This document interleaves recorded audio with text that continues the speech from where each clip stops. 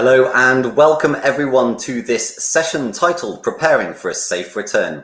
This is the second in our series of sessions developed to support you, the fantastic coaches out in our community, in your development and also on the pathway to recovery from this unprecedented situation that we are currently facing. My name is Dom Elson and I'll be facilitating today's session. Also joining us are the fantastic Tracy Whittaker-Smith, Trampoline Gymnastics Head National Coach, and British Gymnastics Performance Pathway Manager, Alex McGregor, and Lead Performance Psychologist for British Gymnastics, the English Institute of Sports, Mike Stoker. This session is being recorded to be published on the British Gymnastics website to be made available to any coaches who are unable to join us now. There is a comment section next to this video where you can ask or answer questions throughout the session. To get us going, it would be great to know which discipline you coach in. Please pop a quick message into that chat thread letting us know which discipline or disciplines you coach in. Later in the session, we'll conduct a brief question and answer section where you can ask our fantastic guests questions. If you think of a question at any point while we're live, just pop it into the chat thread so we might come to it later on.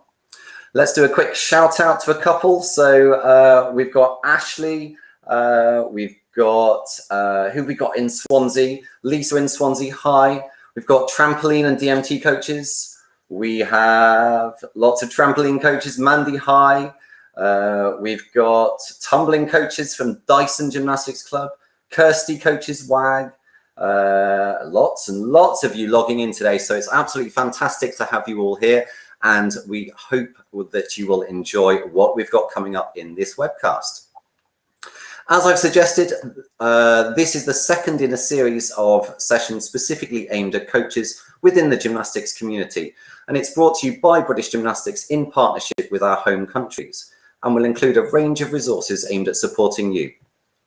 We'll be drawing from experts and well-known people within the community to offer insight and guidance to help everyone at this time to prepare for a safe return to the delivery of gymnastics activity within our network.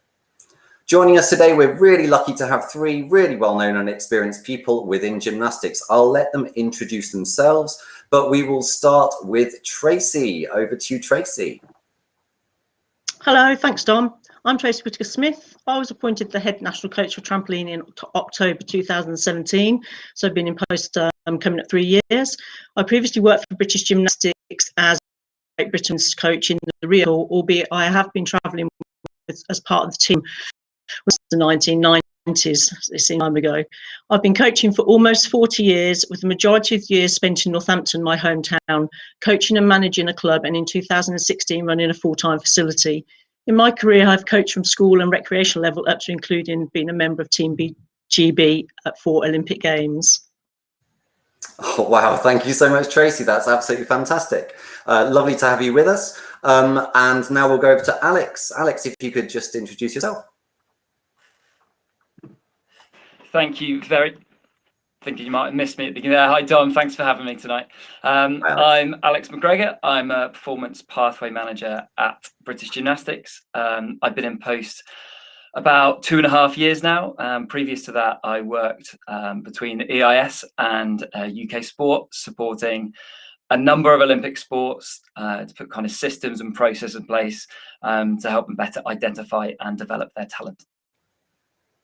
Wonderful. Thank you so much for that, Alex, and thank you for being with us today. And finally, over to you, Mike. Mike, if you could give us a quick introduction to yourself. Thanks, Dom, and hello, everybody. Hope everyone's doing well. So my name's Mike Stoker, and I'm the lead performance psychologist for British Gymnastics. I've worked with BG now coming up 2 years, so I'm just about at the point now I feel like I'm really starting to understand the sports ins and outs, but it did take a lot of time to get there.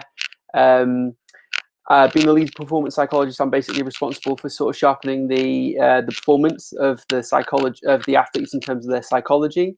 And this is my 3rd Olympic cycle working in elite sport. I've been a psych since 2007. Wonderful stuff. Thank you so much, Mike. It's great to have you all joining us for this session today. So we'll get straight into our first topic. So hopefully you are all aware that this session is titled Preparing for a Safe Return. It's a very relevant topic, and it's our hope that you'll gain a level of insight and practical solutions to help you begin planning for the gymnasts that you coach. To give you a brief overview of the session, let's have a quick look at the subjects that we will be discussing. We'll be looking at being your best, a safe and progressive return, and preparing yourself and your team. There are no specific objectives we wish to achieve. However, if you're able to progress in your planning and gain a level of perspective on your journey back to the gym during this session, that would be fantastic. Let's get started. This week, we've seen a fantastic response to #gymnasts@home and of course, #handstand day on Saturday. And it's great to know that there are so many people in the community still enjoying gymnastics and working so hard. Considering that hard work, Mike, it would be great if you could give us an overview of your personal opinion on how you can be your best. Yeah, sure, Dom. So psychologists are obsessed with understanding and studying how to be at your best. And as we tend to do as psychologists, we like to break everything down into small chunks and study everything individually. So when thinking about this question, what comes to me are three main things: psychological growth, and the importance of doing that at a time like this, considering the current environment, resilience for the same reasons, and self-awareness, because that tends to be something that almost underpins all the factors that contribute to us being at our best. Fantastic. So great overview principles there. Thank you, Mike. So considering those, I know you have some key factors that coaches could take away from your response there to help in their personal development as a coach and also help the gymnasts that they're working with. Yeah, so in terms of the psychological growth literature, I've written down the five main factors that sort of that the literature shows are the main things to focus on. If we get this right, then psychological growth happens at its best. And like I said, at a time like this, when we've just gone through a big change event, a big adverse event, focusing on these five factors can be really helpful, really powerful for making sure that individuals, whether that's the coach themselves, if you want to focus it on you, or whether you're focusing on using this with your athletes, these factors will be really important. So the first one is relating to others. We're human beings. That's where we draw a lot of our power from in terms of feeling energized, feeling good. So making sure that is one of the most important factors. And it's difficult to do that at times like this when we have been isolated. So focus on bringing that back to life. New possibilities. So that's the second area within the psychological growth literature that's proven to be super important for making sure we have that flourishing after a big adversity. So focus on those new possibilities. Personal strength. That's where we play to the personal strengths that we have as individuals. So again, whether that's you utilizing that as a coach for yourself, or whether you're thinking about your athletes and how you're going to look to utilize their unique individual strengths, because everyone has strengths and it's about finding them and growing them. And the last one, the fourth one is application of life. Appreciation of life, i.e. the small things. So basically look to grow and appreciate all the small things in life that we would otherwise overlook. If we can learn to do that, then we'll really go after a big adverse event. And the final one is a deeper knowing of ourselves, and that's what links into self-awareness. So if we can focus our efforts on trying to understand ourselves in more detail, in whatever way that might be, that generally underpins most factors that allow us to really be ourselves. So if you can focus on those five things, you'll be doing well, whether that's for yourself or for your athletes. Fantastic. Thank you so much, Mike. I very much appreciate the small things. I think that's something that we've all grown accustomed to during this time. So turning now over to you, Alex. Of course, in the performance pathway, working closely with a number of coaches across a range of different disciplines. From your experience, do you think there's a consistent method across the disciplines that helps coaches be at their best? I'd probably echo a lot of what Mike just said there about it being really individual, and actually you need to know what your individual cues are in terms of preparing to be your best. So I know each kind of discipline maybe has kind of slight subcultures in there, but I think really when it comes to preparing, probably each coach has their own specific cues that they're going to really fall back on. The thing I would probably flag up that's going to be really different is that the coach is going to be robbed of what we might perceive to be their normal tools. We're going into a new environment and winging it isn't going to be possible. And actually good experienced coaches are normally great at that because they've got a whole series of things they can fall back on. So for me, as we get back into the gym, it's really going to be about planning that out in advance, making sure you know exactly what you want to do in the session, what you want to get out of the session, and how you're going to get there. Fab. So do you think the same sort of principle applies to gymnasts as with the coaches that they'll be working with? Yeah, absolutely. But they're going to look for the coaches for that leadership and that support. In the same way, they'd probably normally be really relaxed going into the gym because it's something they do multiple times a week and they know where they are and they're comfortable there. They're going to go into an environment that's going to feel really, really different to them. So communicate in advance to them, let them know what it is they're going to do in the session, give them that kind of stability so when they arrive they know what they're expecting. Might be in a written form, that might be using things like infographics or videos of what to expect in the gym, but really just try and be aware that although they're going to a place that might look familiar on the outside, actually when they're going to get in there it's going to be a bit different, and we need to be able to support them in order to feel comfortable and be at their best. Absolutely. And I think we've already seen some amazing work that clubs and coaches have done out in the community in relation to communicating with the gymnasts and helping prepare them. Fantastic. Thank you so much. And coming now to you, Tracy, as head national coach, and from your years of experience as a coach and mentor to so many people, what advice would you give in relation to helping coaches and their teams be at their best? First of all, I would reiterate both what Mike and Alex said so far. I really encourage comprehensive preparation in the planning stage of return to training. And also the continuous reviewing of club and squad activity as we progress each week, which is going to be really important. As already mentioned, the communication to everyone is really going to be key. So everyone can really understand the efforts that we're all going through, following the guidelines and demonstrating that we can do everything we can to ensure that we are minimising the risks involved to everyone involved. Like really be open-minded and consider the perspective of every member and gymnast and all their parents stroke guardians, and think about what they will want to see in place in your clubs, our squads, to make sure that we are mitigating against the risks. I think about myself, I want to remain alert and flexible in my approach, both managing situation and coaching in general. So a lot of things that may have changed for some people, like jobs and finance, loss of family members, etc. So take the time to communicate and find out what's been going on in their lockdown. And I think the time invested here will really help in the long run. I guess in addition, I personally would like to have made sure I've considered some of the following things, or probably all of them actually, but how much or little has someone trained since lockdown? This will vary from squad level across pathway to recreational clubs. How much gymnasts have physically grown and how that might affect their return to their discipline, their feel, their coordination, the ease of what they did previously, and more importantly, what it might feel like now they've grown or they've not trained so much. I think really important to consider, and I'm sure most coaches are doing that anyway. As Mike's already touched on, the psychological readiness to return, and even ask why they're returning to training. Has their goals changed? Do they have a new perspective on life, and what does this look like now? I know certainly I've had some of those reflections, so both from a coach and athlete perspective, what does that look like?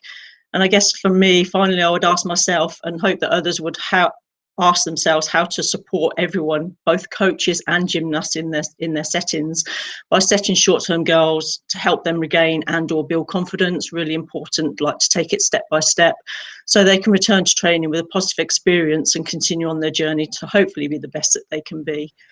I've read through the British Gymnastics resources. They've produced some great resources to support both coaches and clubs on their return to training, and I'm really confident that the guidance will be helpful.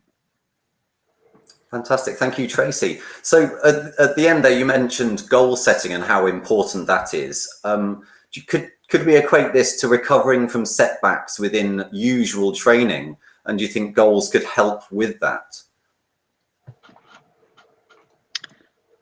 Yeah, I think everyone's different, so it's an individual approach. But I think, like, even from the start, I mean, some people have already said that they've used, like, the badge scheme, for example, just didn't really know where to start. So they just thought some people want structure, and it's a different structure to what they've already experienced. So, like, literally, like, one of the top gymnasts started with, like, the badge structure, the proficiency badge structure through British Gymnastics, and that gave them the structure to start setting their mini goals and making sure that their fundamentals were right.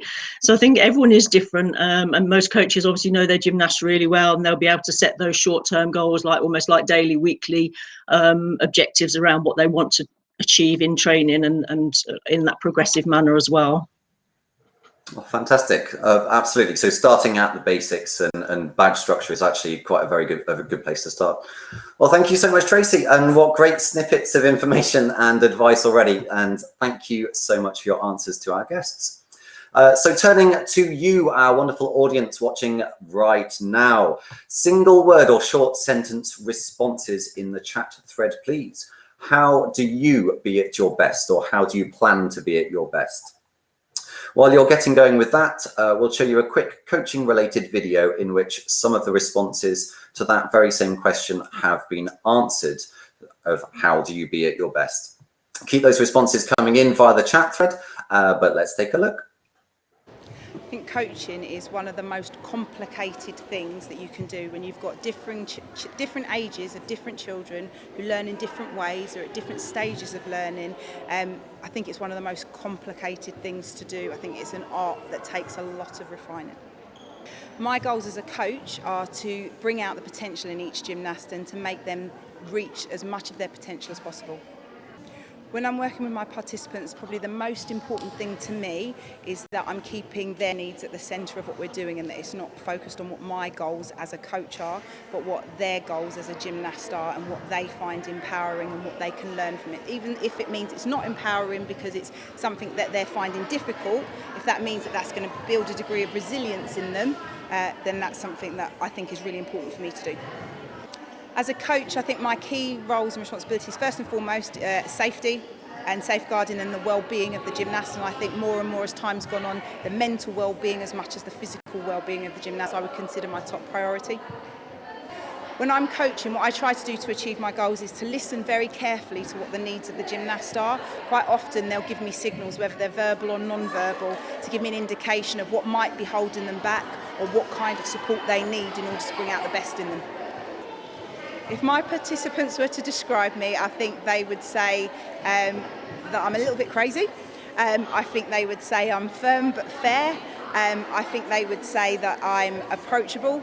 I think that they would say that I'm considered probably not a friend, but as close as a coach can be to a friend. Some of the challenges you can face when you're working with participants to achieve their goals, depending on the age, is they may be misguided in terms of what their potential is. They may think that they're more capable than they are at that particular stage. They may think they're less capable than they are at that particular stage. So sometimes, especially with children, it's about making sure their perception of where they currently are is correct. For me, one of the most important things is that it's a positive experience, especially in recreational gymnastics. It might be the only area that they get to do for fun and for enjoyment. So I have to find a way to interweave what they want to do into a context that is fun and enjoyable, and not just a drill, not just a progression, but something that is creative and engaging. Fantastic. That, of course, was Aisha Walters from Benchmark Gymnastics Club. What great themes that came out in that video. Hopefully, while watching, some of you were agreeing with Aisha's opinions. So we're going to go into a bit of a group chat sort of situation here, and we will look through some of the responses that we've seen coming in the chat thread. I've seen quite a few that have popped in. A big theme of organisation coming in there. Alex, coming to you first. Did any of those responses stick out to you? I know Aisha mentioned reaching potential. How can coaches potentially achieve this? Yeah, sure. There were a couple of things that really jumped out to me there. I think it was interesting just listening to her describe it. I almost thought of like a circus act spinning plates, and I think coaches do that a lot. They've got a lot of different things to manage at the same time, and that's real skill. And I think that's why we link that back to maybe the planning that we've all mentioned thus far.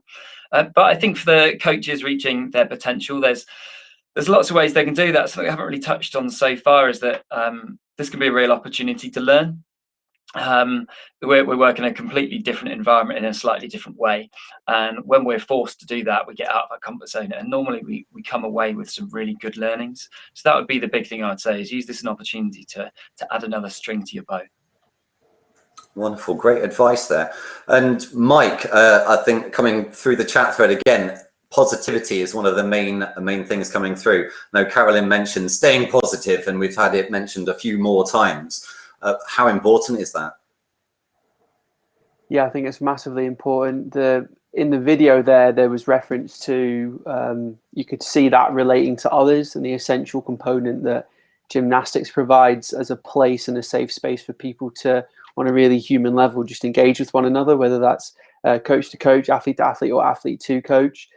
So I love that you can really see that coming through in the videos, and you just need to step in the gym for a second to see that that's one of the most important factors that that gymnastics brings, is that community environment, which is one of those 5 factors that contributes to that positive growth.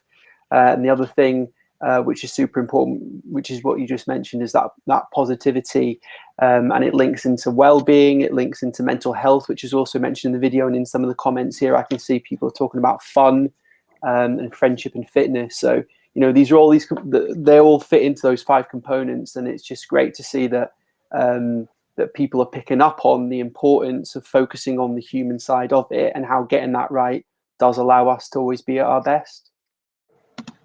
Wonderful. Thank you so much. Thank you so much. And Tracy, did anything there resonate with you, for you? I know we've had a huge amount of comments through, and people have been trying very hard to stick to short responses. Thank you very much.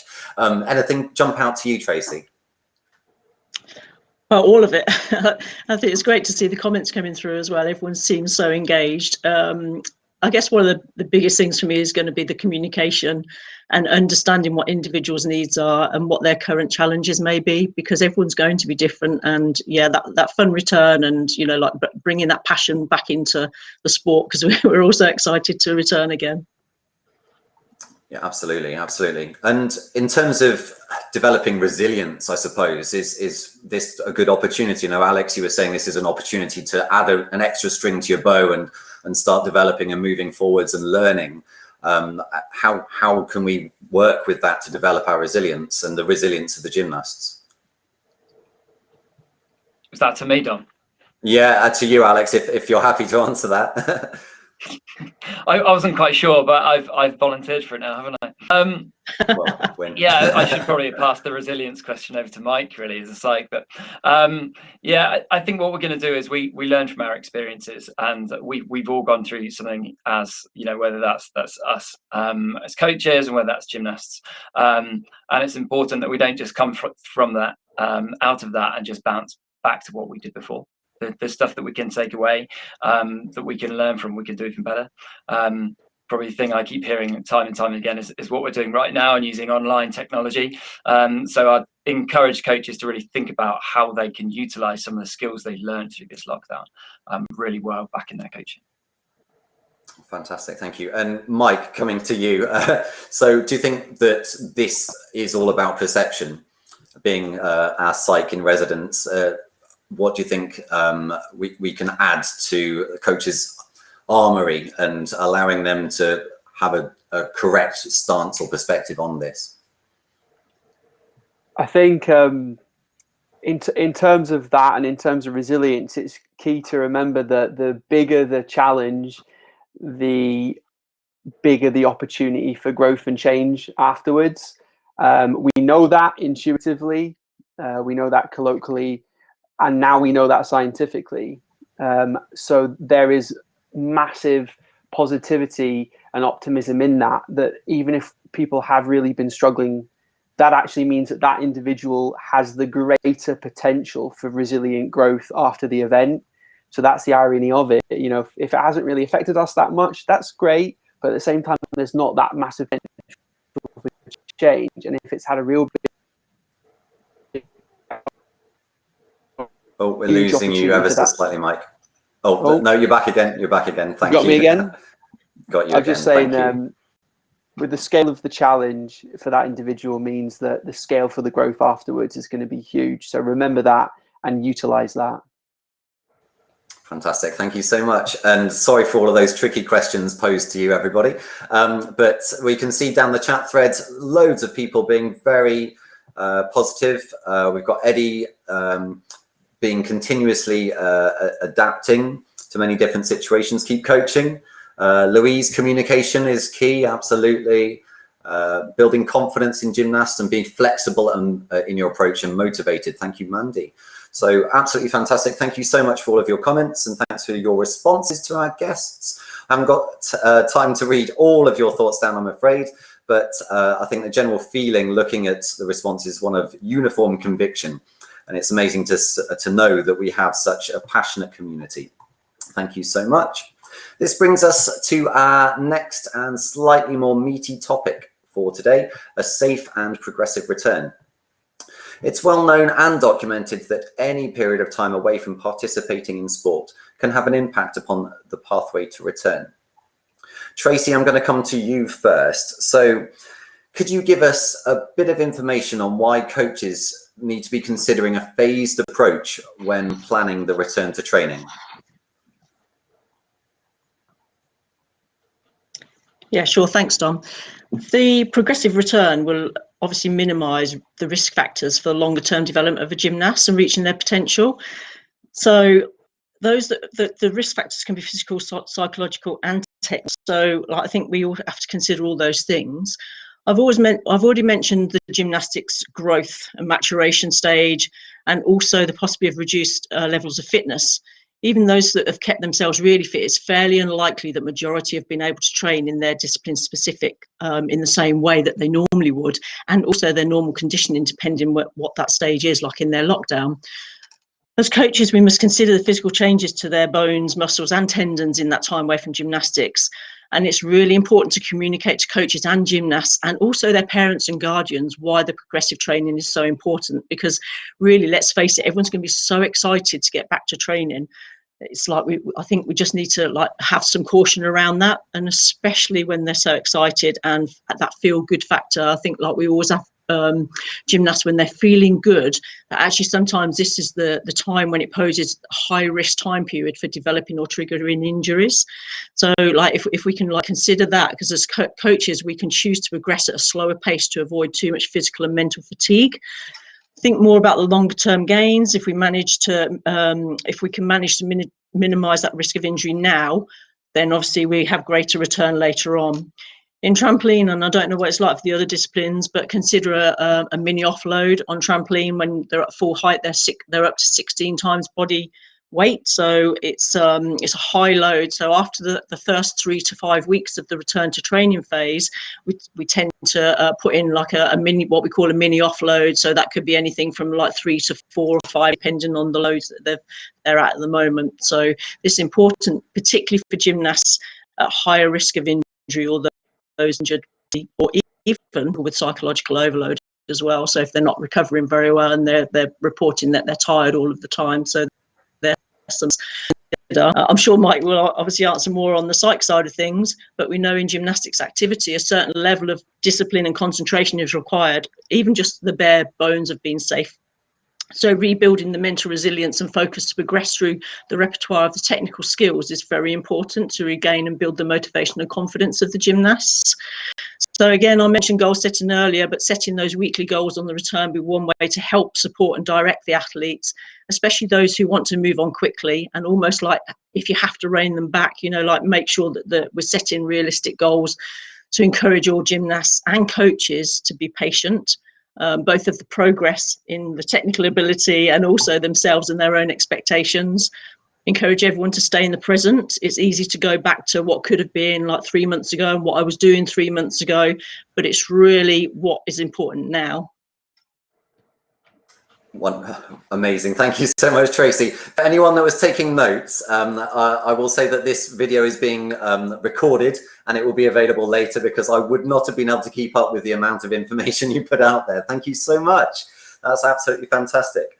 So I'm sure many of you will have already considered your approach to the return to training and have already begun your planning.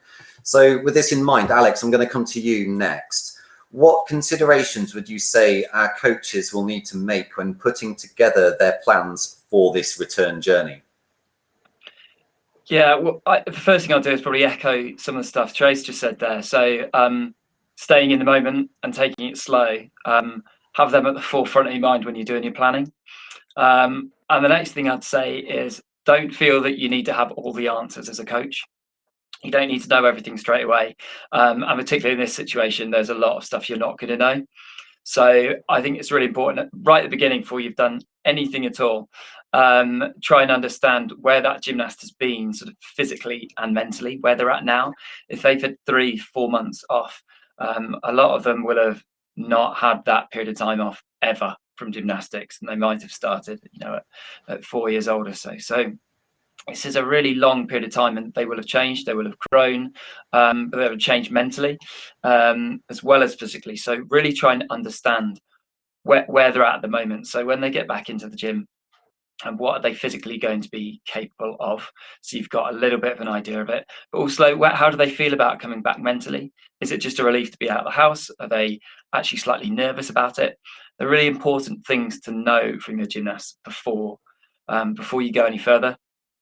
And the next thing I'd probably then say is make sure that you then set some goals, but make them achievable to start with. They're little ones.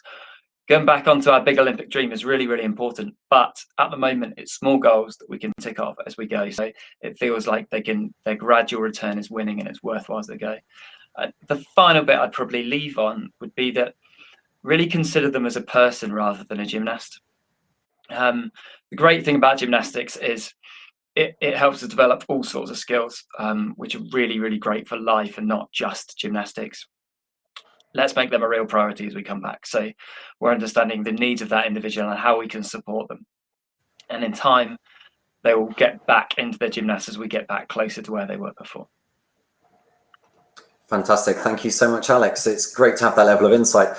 We've got a good few comments coming in before we move on. There are quite a few people saying things in line with, this is a lot of elite discussion and a lot of talk about performance.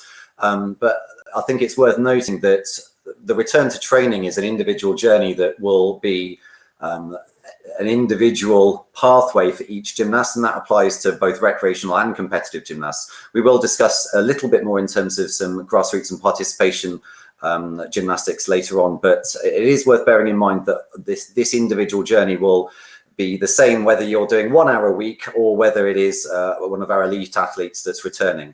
So let's stick with the question that we had just previously. Mike, I'm going to come to you. So we've had a little suggestion in relation to the mental aptitude and the general state of mind. Should coaches be considering a gymnast's level of anticipation and apprehension, as Alex has said, during their planning, but also in the delivery of the return to training journey? Yeah, Dom, I'll answer that. I just quickly want to pick up on a comment before it disappears into the thread.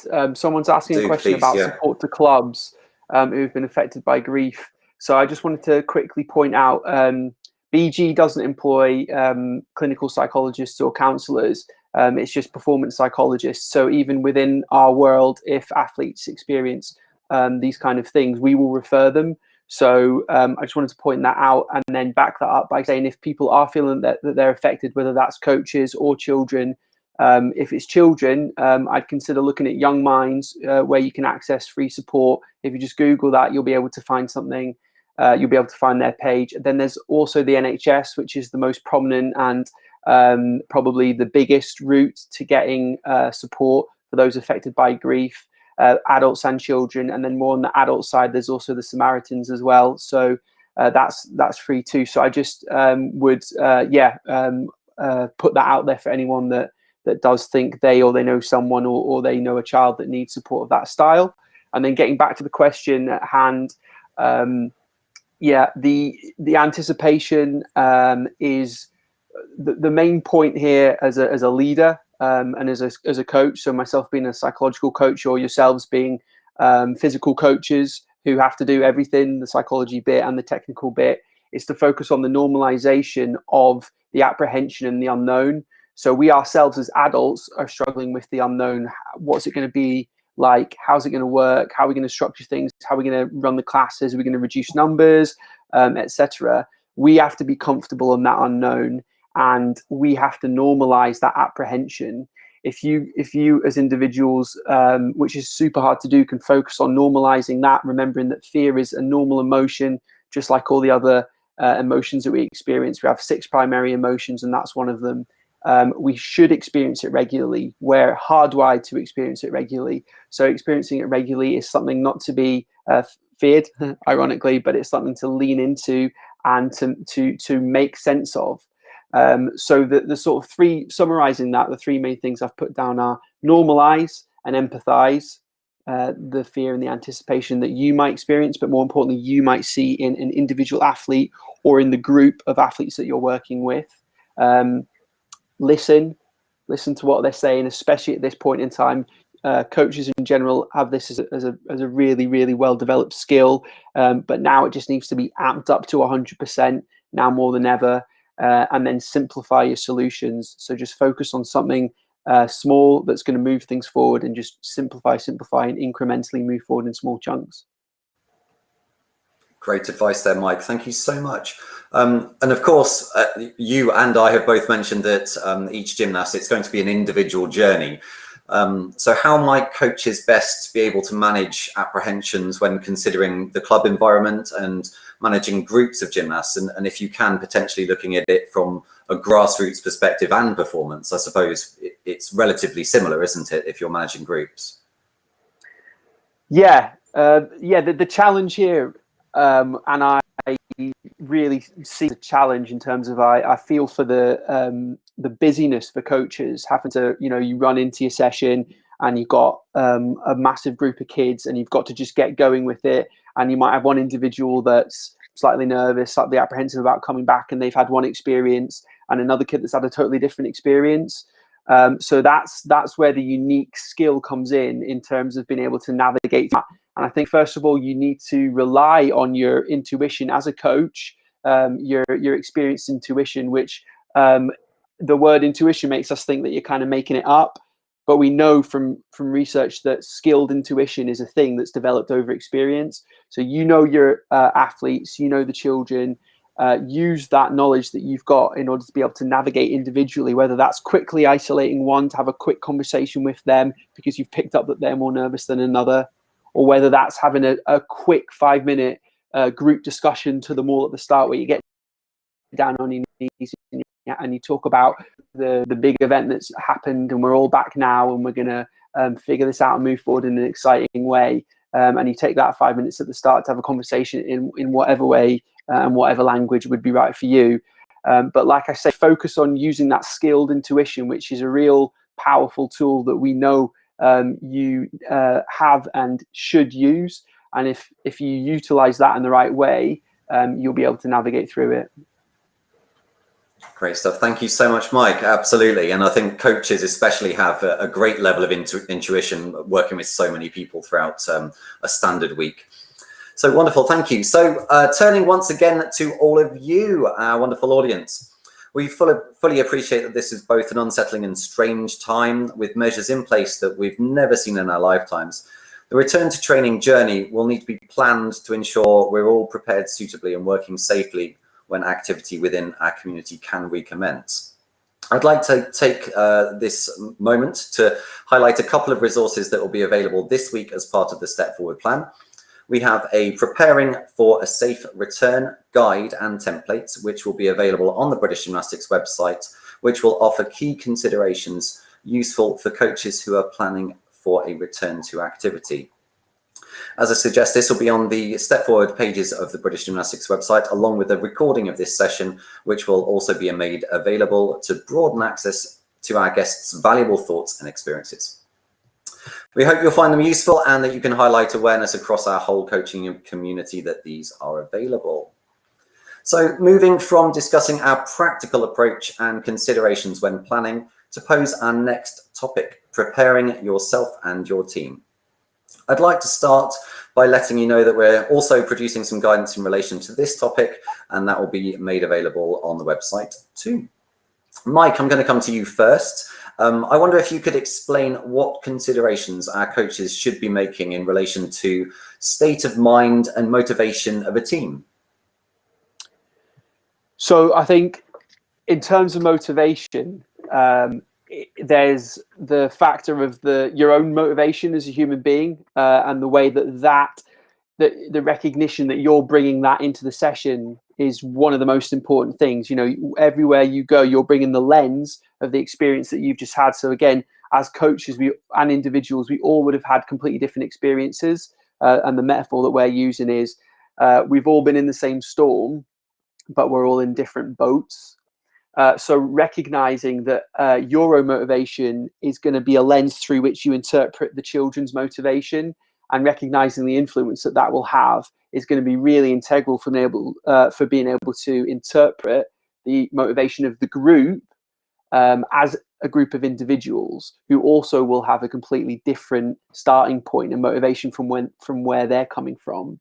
So some will be coming having had potentially quite a pleasant experience with time off from school. Some might be having a terrible experience, and some might be coming really unsure.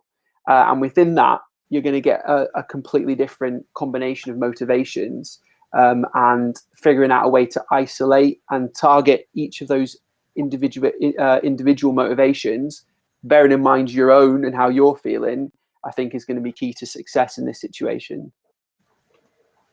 Fantastic. So practically, how can coaches take that and put it into a plan of action, would you say? So I think when it comes to putting it into a plan of action, again, come back to that metaphor and think about the children. We're all in the same storm, but everyone's in different boats. And some children are going to be really motivated about coming back, about being able to get out and exercise. Some might not want to be coming back, but their parents are going to be pushing them to do so.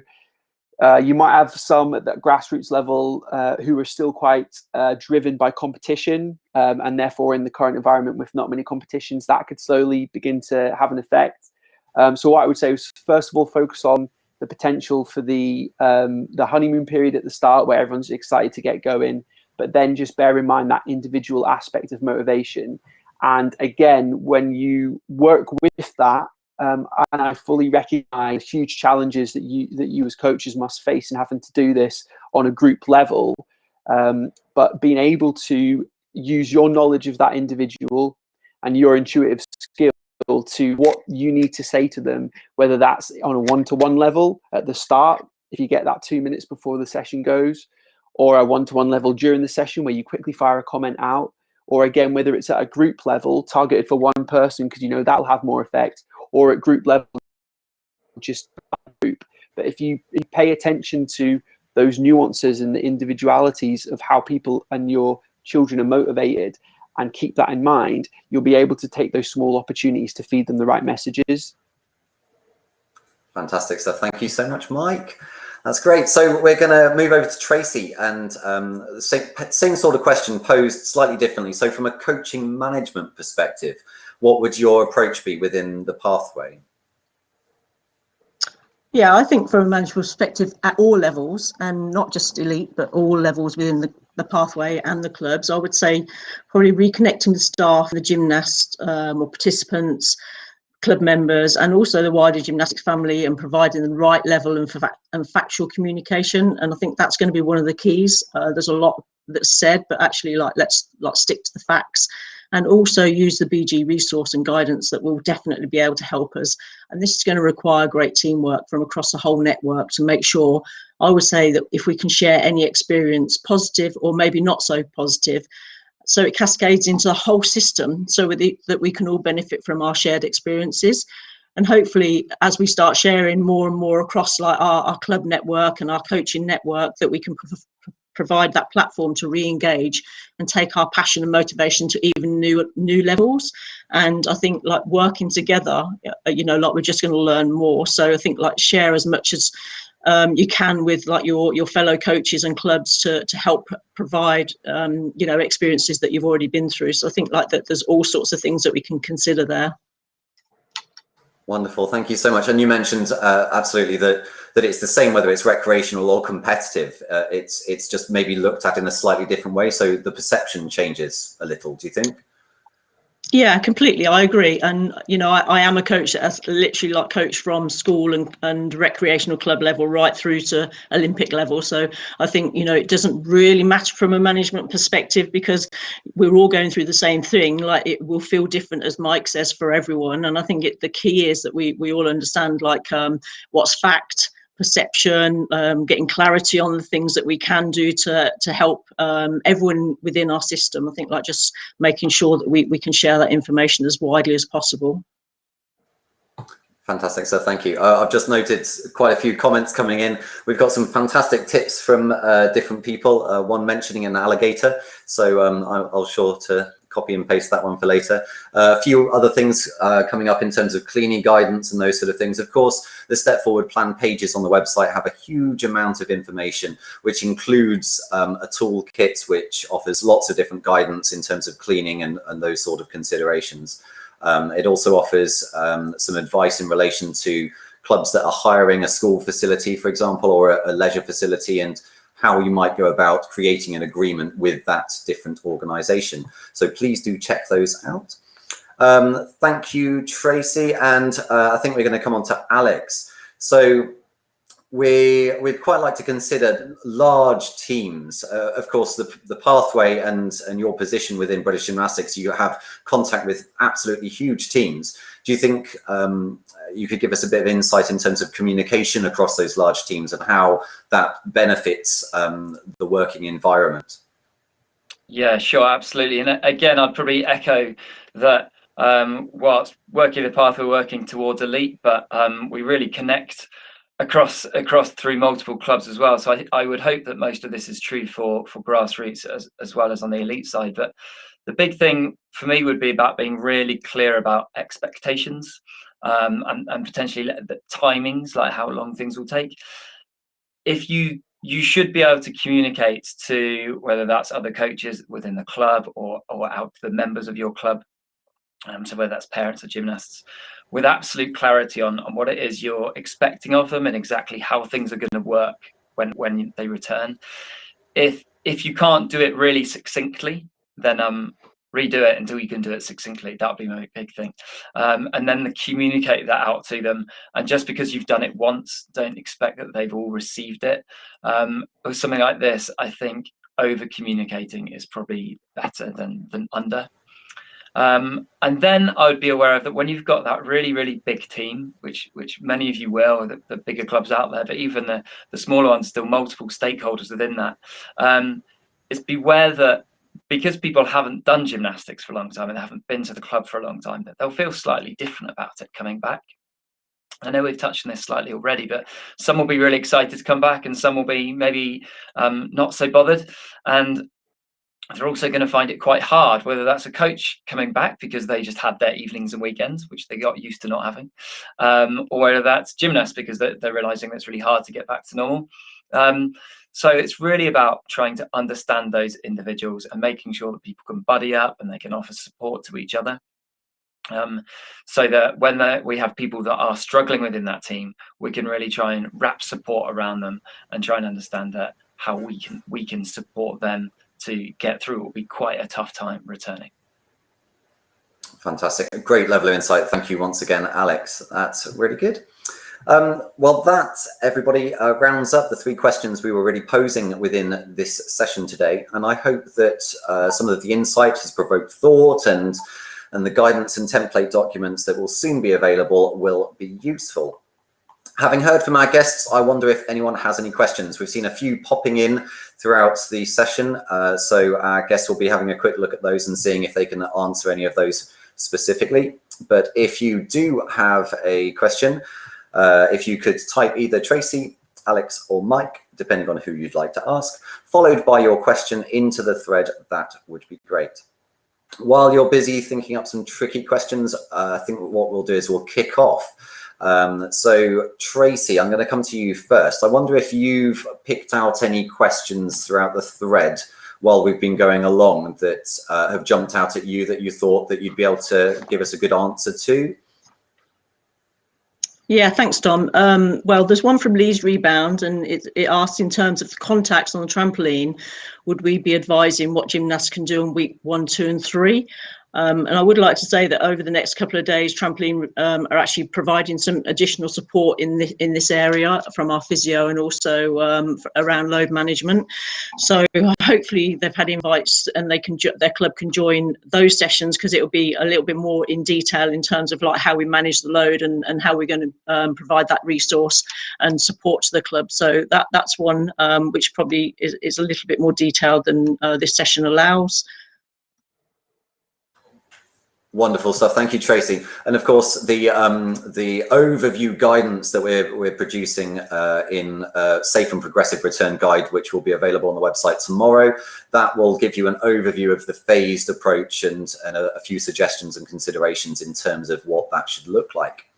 Thank you very much, Tracy. Alex, we're going to come over to you next. I wonder if you've picked out a question that you feel you can answer nicely. Yeah, well, I don't know if I can answer this. Yeah, I don't know if I'm going to be able to answer this question, but I think it is worth a discussion. It's an acro question, so I'm not sure the name, and it's just vanished from my screen as another one has popped on. But it was really about the how long will gymnasts have to wait until they can work with others in acro? And I suppose the reason I'm picking on that is the short answer is we don't know at the moment.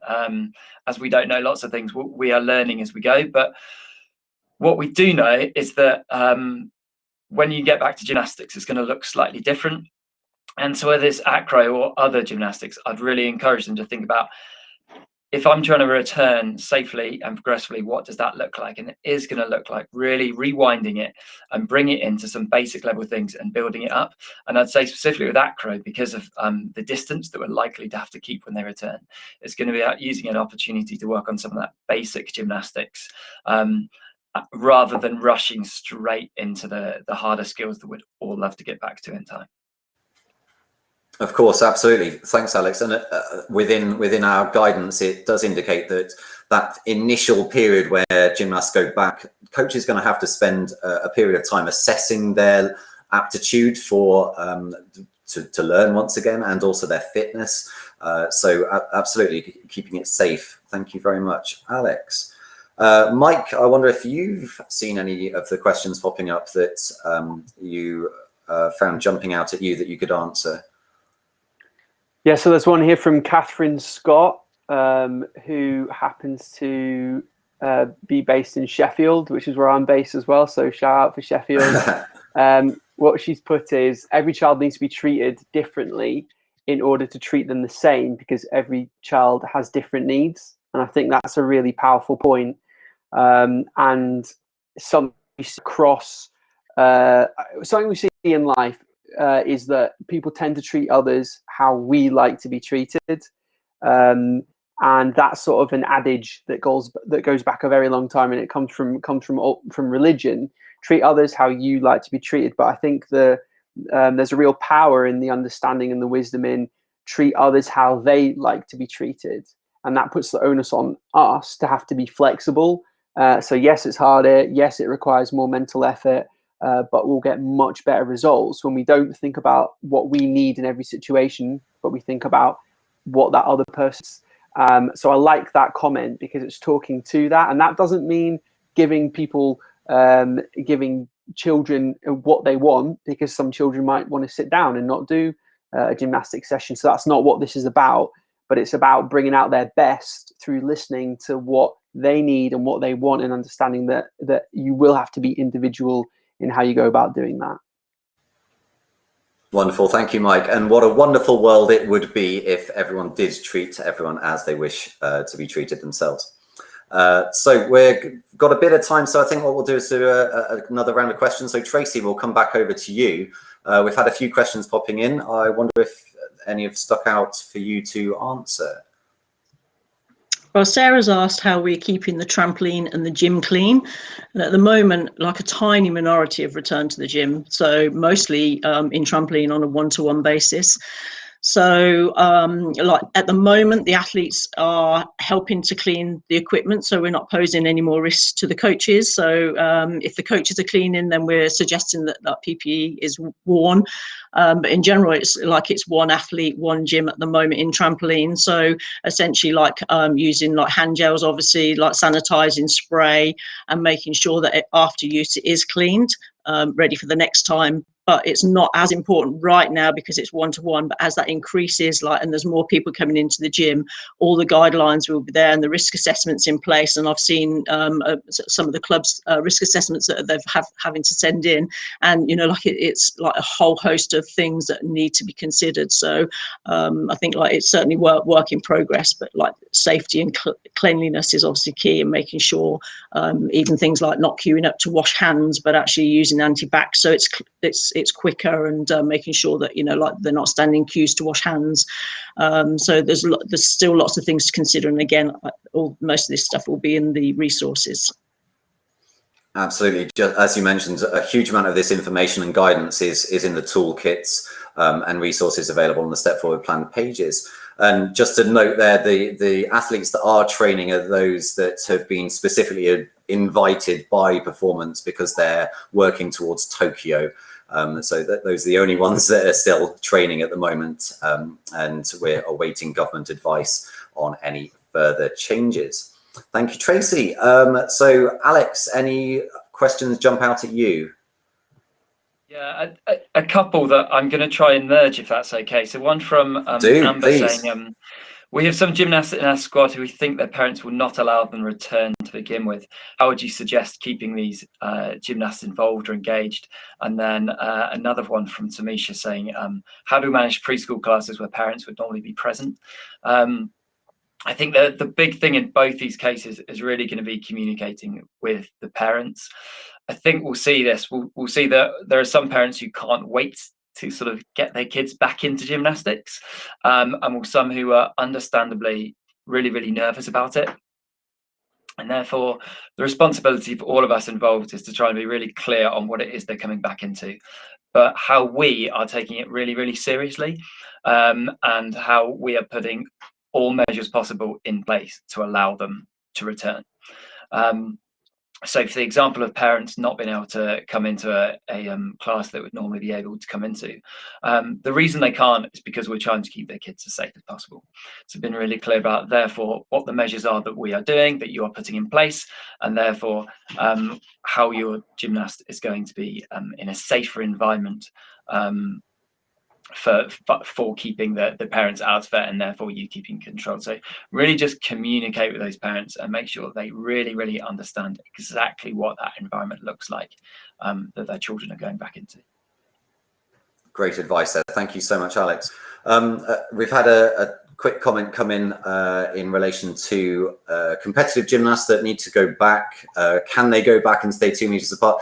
At the present moment in time, it is the 29th of June. The government advice is still that, and the guidance is still that gymnastic centres and leisure facilities are not yet open.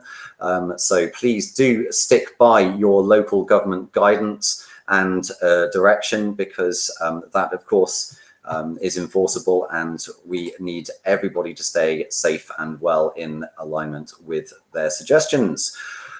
Mike, let's come to you. I think we've got time for one more. Have you spied a question that you would like to answer? Yeah, so James Matthews has said, any advice on helping gymnastics with changing goals and dealing with, it's just refreshed, and dealing with the fact that they may have physically and mentally changed and may not be where they hoped they would be or where they were. And that's a really good question. And it's something that's applicable from grassroots right up to the highest level of elite sport, for all athletes and all children, or everyone participating in sport coming back and noticing that they're not where they want to be. And how do you deal with that as a coach? So the first thing that I would highlight is the effect that judgment plays on the conditioning of behaviors and mindsets. So children learn, one of the major ways children learn is through the judgment and the opinion of their peers and their adults. So why is that important? Well, that's important because when it comes to that individual starting up again, we need to completely remove any of our judgment and any of our interpretations as to where that individual's at. And I imagine at grassroots level, actually, that's going to be something which you'll all be really skilled at doing. At the elite level, where there's the pressure, I think that's where there might be more challenges. But at the grassroots level, maybe not so much. But nevertheless, just bear that in mind, that your attitude, your opinion is one of the biggest contributors to shaping psychology. Now, given there's going to be a lot of reasons why the children that you guys work with will have mindsets and behaviors that are actually developed outside of your control, because their behaviors are shaped by the opinions of their parents, they're shaped by the opinions of their classmates and their teachers. So some of the children might be showing up, might not be where they want to be, and because of how they've been shaped to be by those other things that you can't influence, they will just really struggle with it, and they'll be sad, they'll be upset, and they might carry that for several sessions. So for those cases, just bear in mind what you can control and the amount of influence you can have in that session through your own judgment. But remember that there's that large amount that you can't control, and that's being influenced by wider factors in terms of the mindset that they're coming with. So don't let yourself get caught up in worrying and being too focused on the fact that it's not moving on as quickly, because you can't affect that stuff. Just do your bit, focus on being patient and doing your bit as good as you can to help them. And if you know you've done that bit, your bit, as good as you can, then you can be accepting of the other bits you can't, and still through that calmness that you'll experience because you haven't been worrying about it, you should help the kid move on quicker anyway. So that would be my advice. Wonderful advice there. Thank you so much, Mike. And that's a really great point to bring our session to a conclusion for today. It's been so amazing having you all join us, and I really do hope you found some of the questions posed and responses to questions interesting. Once again, keep checking in on the Step Forward Plan pages on the British Gymnastics website for the latest club, coach and activity support. This week, we have seen some great resources published, which include a volunteer toolkit, information on rewarding and motivating gymnasts, and a member survey, all in alignment for preparing for a safe return to gymnastics. In the following weeks, we will be offering further guidance and discussing in more sessions like this the key areas that coaches will need to consider in getting back to what it is we all love. I'd like to say a very big thank you to all of our guests for their time and input into today's session. I think we'll just give them a quick opportunity to say goodbye, if they're there still. Thank you. Thank you so much, everybody. Thanks, everyone. No worries at all. Thanks we hope very to see much, you all guys. again soon. Thank you for your input. And of course, thank you to the wonderful coaches and instructors out in our community for joining us today.